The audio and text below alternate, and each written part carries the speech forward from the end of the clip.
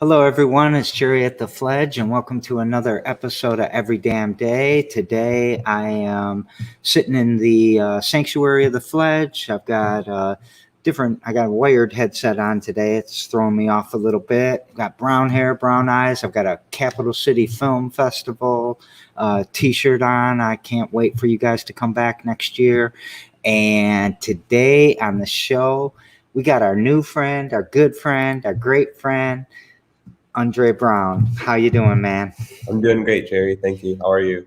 I'm doing great. You know, you recently taught me how to pronounce your name better, and now I got not confident again. Am I saying it right? You are saying it right. Okay, thank you. So, man, you're busy today. We got to get through this interview so you can go work, huh? Yeah, I'll be out in the field after. Yeah. Everybody thinks it's summertime and they need their car fresh so they can go to the park and all that stuff, right? Yeah, exactly. We actually do work at parks sometimes. Oh, you do? Yeah, we do. Oh, sweet. So before we get into all that, though, let's get into you a little bit. Where were you born and raised? Where'd you go to school? Tell us about you. Yeah, I'm from Lansing, Michigan.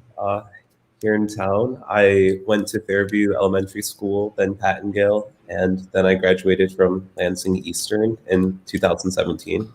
Yeah, so my wife has been teaching at Fairview, I don't know how many years, maybe 6 years, so probably before or after you were there, I'm sure of it. So yeah, and siblings. And a fellow Quaker. Yes. So, and we graduated a long time apart. I know that for a fact, too. Quaker as well. Yeah. You're a Quaker. I'm a Quaker. But even my grandmother is a Quaker. Lansing Eastern Quaker, not the religious kind. So when did you graduate from high school? Do you mind if I ask you? Yeah, I graduated in 2017. Okay. So a few years. What you been doing since you graduated? Since I've graduated, I've done a variety of things. I've mostly been an entrepreneur. I've also been a server. I've done some political work.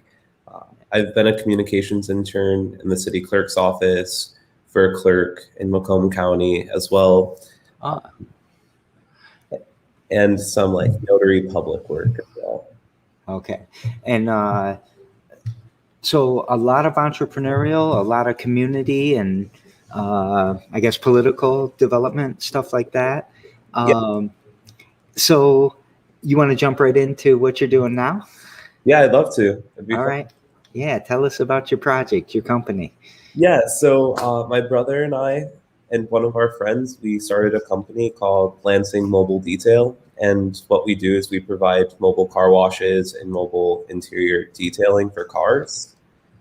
And we started last October of 2020, and we've been at it ever since, working through the winter. And now we have a van where it's fully equipped, and we go to people's jobs and their homes and perform these services. Yeah, so. How'd you get the van? Did you make enough money? Did you take out a loan? Did you? Yeah, we for the most part, we've reinvested all of the money, but one of our friends gave us a loan for $3,000. And with that, we were able to get a van and a few other pieces of equipment to really become mobile. Yeah, I think that's pretty awesome that you have an asset like that after only 7 months or 8 months that you've been doing this. Yeah. So that's great progress. Good job on that. And he did it because we were just using our cars and our trucks, and then the workload really started to pick up, and we couldn't keep playing like musical cars is what I called it. Yeah, yeah. Did you do you have a sign on it, or I forget what it would be called? No, we don't, not yet. This week we're hoping that we'll make enough money that we're able to get signs on the vans. I bought a van for $350 from a guy that used to or that owned it, that works out of the Fledge. Okay. And that thing's a tank, man. I love having that van, but I don't have it. It doesn't say the Fledge, huh? It's a work van. Yeah, I think I forget what they're called. It doesn't have any seats and stuff like that in it. Just the two in the front. Okay. It's a Astro van, I think. That's what we use. Oh, sweet. I love that thing. I feel like I'm all tough and stuff when I'm driving it too. I feel like I'm a worker going to get some work done. For sure. So what else? Well, actually, why don't you tell us, you kind of told us about when you started the company and who you started it with. Why don't you tell us what you do exactly and maybe some prices or something like that? You want to talk about that? Okay. Yeah, so we our vans have a water tank and they have a generator, so we can literally go perform services anywhere. Car washes, car waxes, we can shampoo your seats and your floors, and we can do this anywhere. You can be in a field, at your job, at your home. And the prices for interior detailing, they start off at $75 and go up to $130. So it's pretty affordable compared to a lot of our competitors. And we come to you, so it's really at your convenience. There's no sitting in a lobby and waiting for a couple of hours. Yeah. Same with car washes. They start off at $15, and we for a wash and wax, it's $30. So, and you can do it right when you're working, or would you come to a restaurant if I was like out eating or something like that? Or we could potentially do a restaurant. I would just be a little concerned about the noise. We're saving for a generator that's battery powered so that we can service places like that, reduce the noise. But a lot of times we go to like office buildings for doctors and lawyers. Yeah. Many places. Do you have a lot of repeat customers? I have to confess, I've never had my car detailed in my life. No? Yeah, we have a couple of customers. We have one lady, her name's Rosemary. We service her quite a bit. She gets car washes, and then we have a guy in Okemos. He gets our $75 package, the super clean, pretty often. Yeah. Would you come just for a car wash? Yeah, we do. It's been a little difficult because we've been booked with details, but we do have a second van, and we're slowly reinvesting money to get it equipped, and that will just be a car wash van. So now you have two vans. So yeah. Double the compliment I gave you earlier then. Well, thank you. Yeah. Okay, this is awesome. You're smiling, so are you having fun doing this? Yeah, I'm having fun. I like it. I was a little nervous, but I'm more comfortable now. Oh, I'm talking about the company. You're talking about the show. Oh, yeah. The company is doing good. I love it. It brings us pleasure to know that we're servicing people and making them happy. And there's a network called the Moms Network, and their mission is to give moms back the gift of time. And it really influenced like our company mission and like what we want to do, because it's exactly that. We are helping give people back time so that they can do something more productive while their car is being serviced. Yeah, that's a great way of looking at it. I mean, you're really giving people back life, right? Yeah. I mean, that because time kind of equates to that. I love that. And you guys just had, or at least your brother, I know he was kind of featured. You were in the State Journal last week or this week. I don't know. I'm losing track of time. Yeah, it was earlier this week. Yeah. So that was a pretty good article. Yeah, as I said, he's my brother. He's 18 and he co-founded the business. He's a senior at Sexton High School, and he has a daughter who's 15 months old. And so it's really been a blessing. He's been working hard and helping grow the company, work on his family, and he's just been a role model to a lot of his friends and people. I feel like a lot of young people are wanting to get into entrepreneurship, like almost straight out of high school, like you guys are doing. Well, at least like he's doing. You pretty close though too. Yeah. Why do you think that is? I think it's social media. It's the power of the internet and people being able to communicate and see what the world has to offer. I think when we're younger and before we're able to really explore the internet, we're limited to what we know. But one of the positive things about the internet is that it allows us to explore and really learn what's out there. And I think we're able to achieve a lot more through entrepreneurship by being able to make money at 3 o'clock in the morning instead of doing it during business hours because we use business hours for something else, being able to, the flexibility. I think a lot of people see that. And I think social media influencers really helped people understand that and also want to do the same thing. I think that's very insightful. I like that answer. Not sure I've really thought about it before in the context like that, because I know, student loan debt is way too high for so many people, and college is within reach. But on that other end of college, most people can go to college for free, but they are going to walk out with a student loan, and that's so expensive that it's hardly worth it. Sometimes, sorry.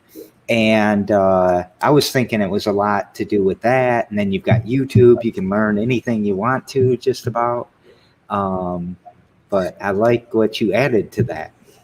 Yeah. And, I personally struggle every day with this battle of work harder on my business or go to college. And it's because I have dreams of achieving, of getting a PhD and just high academic aspirations. But it is expensive, and I'm personally afraid of the student loan debt. I've applied for a $20,000 business loan and I've been denied.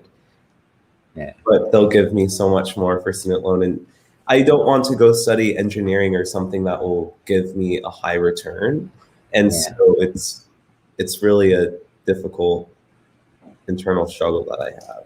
Yeah, I think college and university has changed quite a bit from when I graduated from University of Michigan in 1988, and then I watched my daughter go through her studies, and I don't know if it was a difference between MSU and U of M, but I feel like they didn't give any the arts and literature. I had a literature, science, and arts degree. I have a degree in mathematics, but it was I got to read philosophy. I got to take psychology, and it seems like those requirements changed, and they're just preparing you for a worker. Right. Who wants to be just a worker, Yeah. We're human. We all have desires, and work has ceilings. In entrepreneurship, I think, create your own ceiling. Yeah, I like that. Do you hear a lot of people say, "Oh, I want to be my own boss. That's why I want to be an entrepreneur." Do you feel like you're your own boss? No, I'm not my own boss. My brother is my boss. My other business partner is my boss. The customers that we have, they are our boss. Yeah, you get a lot more bosses. Yeah. So I like that a lot. And you're getting compliments from Miss Penfield out there. So since Deborah came in, You want to talk about All-in-One a little bit? How's that going? Yeah, All-in-One is a LEAP program from the Lansing Economic Area Partnership. Stop for a second. I messed up the name. It's One and All. One and Yeah, all. I'm sorry. Someone got me into this habit in the last cohort, and now I screwed it up. Sorry, and don't be mad at me. But One and All, how's that going? Tell us about that and how that's going. It's going well. It's I'm in my first week. It's week 1, I believe. Yeah, and what we talked a lot about was entrepreneurial readiness. Yeah. And just being prepared to be your own boss and what that looks like, and making sure that you have the time and resources and the discipline to succeed. So, did you walk away feeling like you were ready? Walk away from the readiness, like the webinar that we watched on. I felt like I was ready, but it really made me analyze some things that I kind of just brushed past. So it did definitely help me, and it really made me think on how I should operate moving forward with my brother and my other business partner, to just help encourage them and make sure that they're ready too. Yeah. My first company I started, I quit a pretty high paying job to start it. And what I overlooked or brushed over was the fact that I was dragging my family into this entrepreneurial journey with me. So they have to also take the risk that I have to take and stuff like that. So I always try to evaluate that as I take on new things, and then I brush it over and ignore my gut and just do the company anyway. Was your family ready for it? I think at sometimes yes, but when cash got difficult, things like that, that's when it really, the financial burden. We didn't exactly have horseback riding lessons and all of that all the time. It was more like back to my poverty days. Sometimes, which I'm super comfortable in, but my family hadn't really been in that until I took them there. So, well, my wife had been when both of my wife and I are from poverty, or grew up in poverty. Sorry, we're not from poverty. So yeah, but I'm glad you're in it. I'm excited for this cohort. We're in our first couple of weeks because we had these kickoffs and stuff like that. But it's going to be fun. And Deborah, who said well said, is also in the cohort, right? Yes, she's in my group actually. Oh yeah? Yeah. So what other, okay, so you're focused on this business and all of that, and you're going through One and All.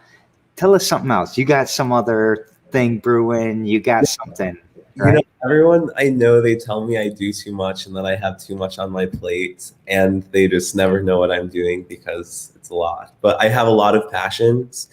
So I study Spanish and Chinese. It's really for the fun of it. I love being able to communicate with people, and there's 1 billion people who speak Chinese and 1 billion who speak Spanish. So why not learn it? I guess is my. I also work with an organization called Decriminalize Nature, and their mission is to decriminalize entheogenic plants, which are natural psychedelics for a variety of reasons, medicinal, freedom of liberty, cognitive liberty, lots of reasons. So I work with them, and I do some political work, advocacy, nonprofit stuff. Yeah. I like that group, Decriminalize Nature. I think I might have actually friended you the first time because I saw that you were a member of that group. Yeah. So. Yeah, it's a great group. It's out of Oakland, California. We have a statewide chapter here in Michigan, and we have a lot of local chapters too. Yeah. Did Ann Arbor decriminalize psychedelics? Ann Arbor did, yes. Yeah. They decriminalized a variety of psychedelics, including magic mushrooms. They're the first city in Michigan to do that, and the Washtenaw County prosecutor also said that he would not prosecute for the possession of these Oh yeah, natural even plants. even in Ypsilanti. Yeah, all of Oh, Washtenaw. nice, Yeah, nice. which is a pretty big achievement. And so I'm hoping a lot of prosecutors and cities here in Michigan eventually like follow suit. Yeah. Same with the legislators. Well, Ann Arbor did that with marijuana. You know, in the 70s, it was always a $5 ticket when I was going to U of M. And then, and they never wrote those tickets. They'd tell you to put it out or whatever. Yeah. But I want to, since we're on psychedelics, can we stay on this for a second? Yeah, let's do it. So I'm probably working with in 4 or 5 different spaces where psychedelics are important. So yeah, there's the recreational side, which can be important too. Some people microdose and they don't really, get high or anything, but it keeps them steady. Some people get high and go have fun and dance and all of that stuff. But when you look in the spaces like substance use disorder and PTSD and dealing with end of life, there's a lot of benefits and a lot of research that's not being done because it is illegal. What are you? Where are you at? Are you just the party dancer guy or all the spectrum of it? I'm all the spectrum of it, is my confession and telling everybody. Yeah, personally, I'm on the entire spectrum. I think there's a fine line between what the government should regulate and like tell people like what they can and cannot do. Mm-hmm. So that's where I like first start on the issue. But like after that, there's just so many health benefits, especially for people with substance dependency, veterans. There's the state of Oregon and the country of Portugal and Brazil and a lot of places, Mexico. They've decriminalized a lot of these natural plants, drugs, Mm-hmm. and it's done tremendous things. They've seen HIV rates go down, safer needle exchanges. They've seen a lot of great like public benefits by treating it as a public health crisis. Yeah. And I think people should have access to it for all reasons, really. So, we used to have the Michigan Psychedelic Society used to meet in this room that I'm in right now. At least their Lansing meeting was here, and then the Ann Arbor meeting was, I forget where. But I learned so much from that group. That is a great group that I hope they're staying strong and still meeting somehow and all of that. So are you a part of that group too? I'm not, but they do have involvement in the decriminalized nature efforts here in Michigan. Yeah, I think I heard about it from them first, I think. Okay. So, and then with Portugal, I'd also like to, they've eliminated a lot of overdose, pretty much all overdose, because it's not that it's regulated and illegal, but it's more, you're not always, trying to get that fix and you don't know where the next one's going to come from. You don't have that panic, that urgency that some addicts, I'll just say that word if it's okay with everyone, feel. And so it's a lot easier to kind of be a functioning substance use dependence person. And it seems to wean people off it a little bit more. That's true. I mean, I've never bought legal weed in my life. I mean, part of the excitement is this is illegal. And, and this is me talking about me, I'm not inferring anything about you. I don't want to put anything out there that's not true about you. But the overdoses, my daughter died of a fentanyl overdose, and that's a very important subject to me. And I believe we could reduce overdoses with treatments like this as an overall harm reduction strategy. So thank you for fighting for that. It warms my heart. we need it. We spend $3 billion a year on mental health and substance dependency here in Michigan, and with this type of treatment, we could decrease that, saving people money, but also using natural medicines that have been proven to help people to ensure that the community is taken care of. Yeah. So, oh man, we got off on that subject. I know you got to go because you got a lot of business to take care of today. Let's keep it moving a little bit. What's something you do every damn day to push your mission forward? And do you have multiple missions, I guess? Yeah, I'm a terrible reader. I hate reading. I'm very slow at it. So every day I force myself to read, whether that's in English, something motivational, or in Spanish, just to make sure that I'm practicing and keeping up there. But I also exercise. I think it's really important to work on myself and make sure that I'm healthy and improving my skills. And reading is one that I definitely need to improve. All right. I'm a slow reader too. Right. Yeah, because I daydream. I get a thought, I read a thought, and I just float off, and I might flip 3 pages and can't remember a word. And I gotta constantly go back and forth and stuff like that because I can't listen to audiobooks for the same reason. I start daydreaming about a thought and miss the rest of the book. So we daisy chain these shows together. And yesterday on the show, I had Andrea, who is a financial advisor, a financial planner. And her question for you was, have you ever had a horrible vacation? Do you have a horrible vacation story? And was there a positive outcome from this? Yeah, so what year was that? It was 2016. I went to China for the entire summer, and it was 3.5 months. It was a lovely time.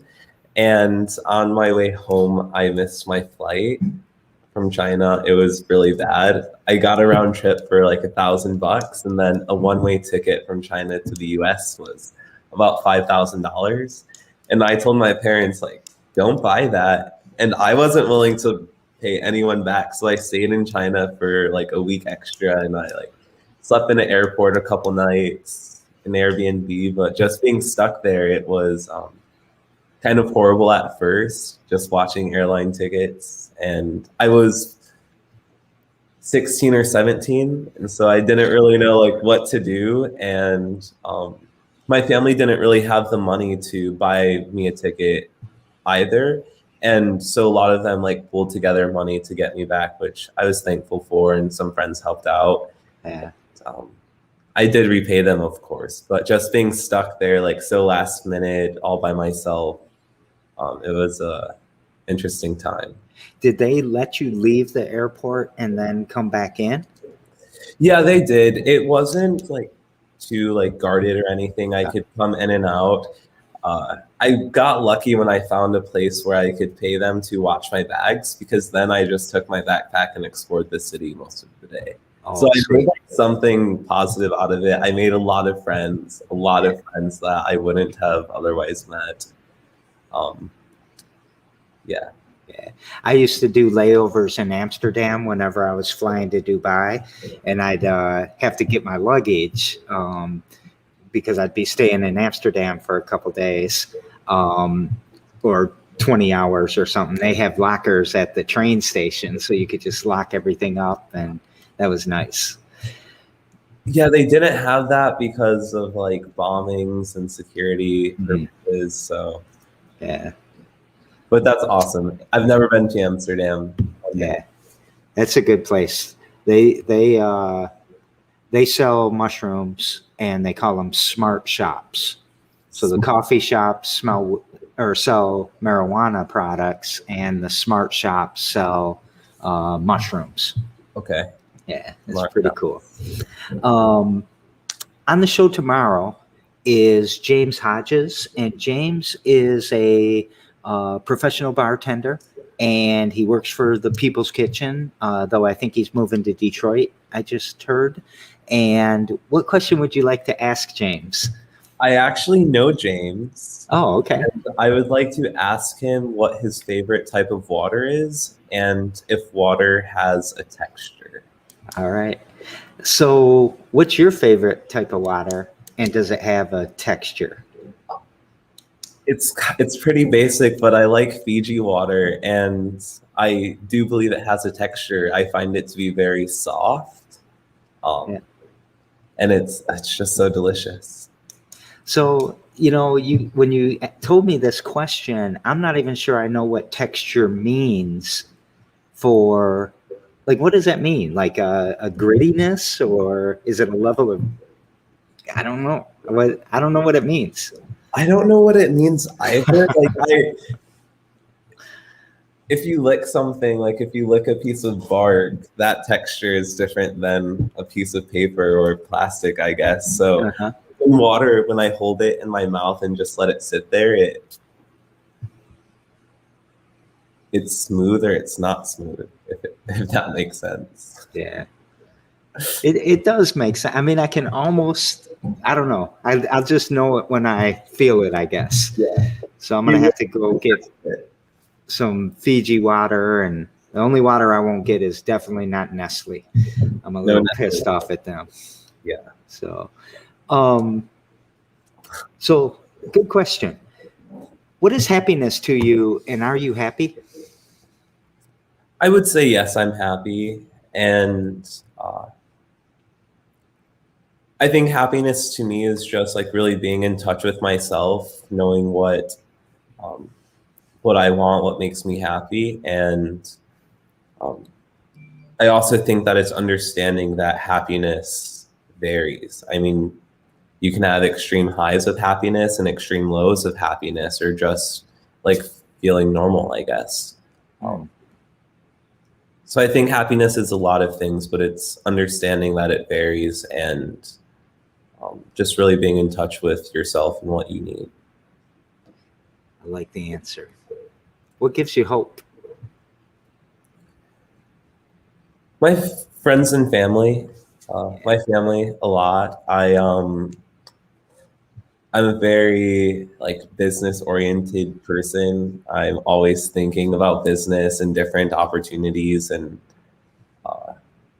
that's all I talk about really. And my family, they sometimes get annoyed with it, but they're very encouraging, and they keep me going. Well, I always tell the story of the entrepreneur who shows up every Thanksgiving dinner, and he's got this great idea that he's been talking about for 20 years and never did anything with it. And he's, usually he or she is scared to take that step.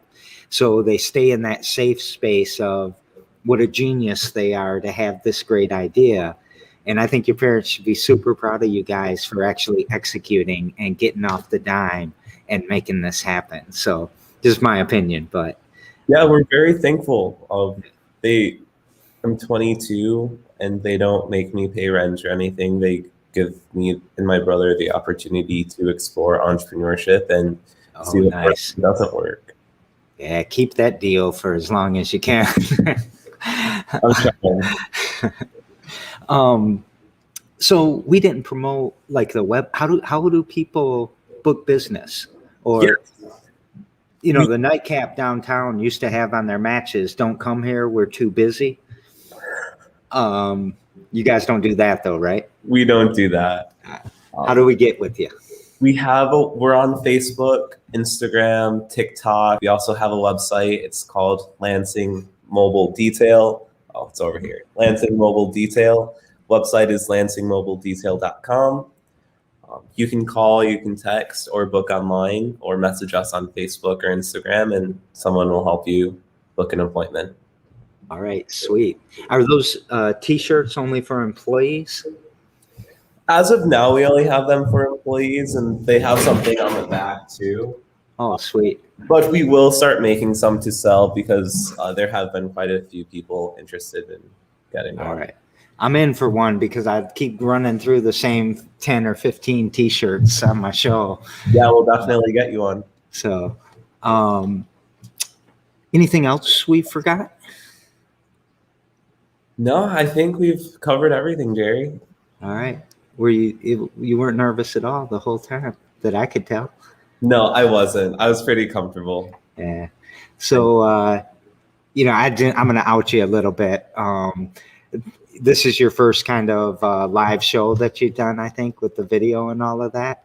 That's And I'm really honored that you did it on my show. So thank you very much for doing that. Because I think you, your brother, your good friend, you guys are going to be something special. And, probably with this company, but I know you got some other things in the works that you might not want to you keep into your chest for right now. But I think you guys are going to do big things. Thank you, Jerry. We really appreciate it. You've been very encouraging and helpful, and we're thankful. And I'm thankful to be on the show. All right. I appreciate it, man. Okay, everyone. That's a wrap. Thank you again, Andre, for coming on the show, and reach out to lansingmobiledetail.com. You can find their email and text and Facebook and Instagram. And did you say TikTok? Yeah, and TikTok. Yeah. MD222. All right. We'll get it. All right, everyone, every damn day at 2 p.m. every day. And don't forget about 99 Problems, but a Pitch Ain't One. It's this afternoon at 3:30. And I will see you later. See you, man. But hang with me for a second, all right? After we